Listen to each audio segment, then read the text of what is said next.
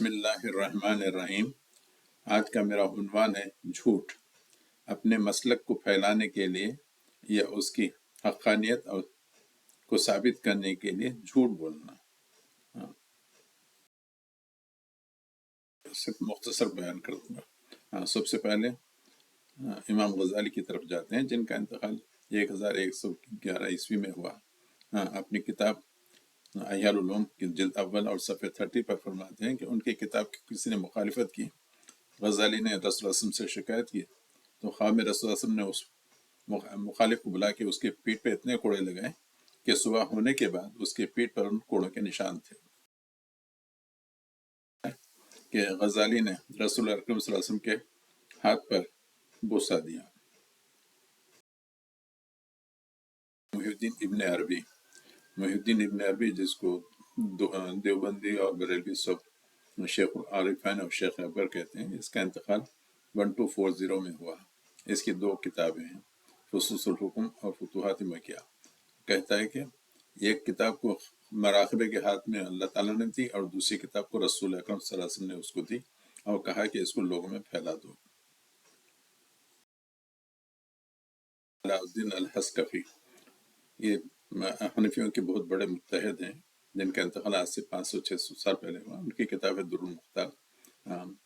اس کے پہلے کے 20-30 صفحات پہ دیکھ لیں کہ امام ابو حنیفہ کے مناقب میں اتنے خاص قصے کہانیاں ہیں۔ سب سے مشہور تو وہ ہے کہ امام ابو حنیفہ رحمۃ اللہ علیہ خانہ کعبہ کے اندر داخل ہو گئے، پہلے ایک پیر پہ کھڑے ہو کر آدھا قرآن پڑھا، دوسرے پہ پیر پہ کھڑے ہو کے پھر آدھا قرآن، تو آواز آئی غیب سے، یعنی اللہ تعالیٰ کی طرف سے آواز آئی کہ ہم نے تیری مغفرت کر دی اور تیرے جو فالوورس ہیں ان کی بھی مغفرت، یعنی جو بھی حنفی ہوں گے ان کی مغفرت ہوگی۔ تعلق سے جس کی بنیاد 1868 میں رکھی گئی، اس کے تعلق سے تو بہت زیادہ وہ ہے کہ رسول اللہ صلی اللہ علیہ وسلم جو ہے نا اس کی باؤنڈری کمپاؤنڈ کا نشان جو نا، رات میں خواب رسول اللہ صلی اللہ علیہ وسلم آ گئے، باؤنڈری ڈال کے چلے گئے اور صبح دیکھنے تک باؤنڈری کے نشان تھے۔ اب پھر رسول اللہ صلی اللہ علیہ وسلم کو اردو زبان بھی آ گئی، دیوبند کی زبان بھی آ گئی، پلیس بھی ہے نو درہ، وہاں پہ جس کی بھی کیا کہ نماز جنازہ پڑھی جاتی ہے وہ سیدھا ڈائریکٹ جنت میں مغفرت ہو جاتی ہے، جنت میں پہنچ جاتا ہے۔ اور بہت سے قصے ہیں دیوبند کے تعلق سے۔ دیوبند کے حکیم الامت اشرف علی تھانوی، جن کا انتقال 1944 میں ہوا، تو ان کی کتاب تذکرۃ الحبیب کی بہت سی مخالفت ہو رہی تھی، تو انہوں نے رسول اللہ سے شکایت کی، تو رسول اللہ نے اس کتاب کا ریویو کیا اور ریویو کرنے کے بعد کہا کہ نہیں، بہت اچھی کتاب ہے، لوگوں میں پھیلا دو۔ نانتوی کا خواب ہے کہ میں خواب دیکھا کہ وہ اللہ تعالیٰ کی گود میں بیٹھے ہیں، اور پھر ایک دوسرا خواب ہے کہ وہ خانہ کعبہ کے اوپر کھڑے ہیں، ان کا چہرہ کوفے کی طرف ہے، یعنی ان سے فقہ حنفی کی تقویت ہوگی۔ تبلیغ جماعت کی بنیاد رکھنے والے، جن کا انتقال 1943 میں ہوا۔ تو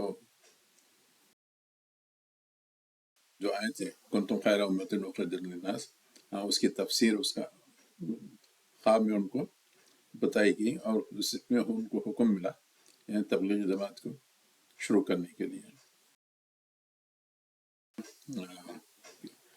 زکریا کاندھلوی، وہ کہتے ہیں کہ یعنی رسول اکرم صلی اللہ علیہ وسلم نے اسلام کے نہیں، صوفیت کے احیاء کے لیے اور خانقاہوں کو آباد کرنے کے لیے خواب میں ان کو حکم دیا۔ بہت مشہور دیوبندی ہیں جن کا اسم دارالعلوم وہاں پہ بری BURY وہاں پہ ہے، ان کا نام ہے عبد الرحیم لمباڈا۔ تو جب ان کے شیخ یوسف مطلع کا انتقال ہوا تو خواب میں دیکھا، بہت سے لوگوں نے خواب میں دیکھا کہ وہ جنت کے اعلیٰ مقام پہ ہیں۔ خیر بہت سے قصے کہانی ہیں، یعنی یہ سب جو نا اپنے اکابر کی برائی کرنے کے لیے بھیجا گیا۔ بس ایک ہی چیز کہوں گا، اللہ تعالیٰ لعنت اللہ علی الکاذب، یعنی اتنے زیادہ منع، اگر آپ خواب دیکھے بھی ہیں تو اس کو لوگوں کے سامنے کیوں لا رہے ہیں، تاکہ ہم ان کے عقیدت میں اندھے ہو جائیں۔ لعنت اللہ علی الکاذب۔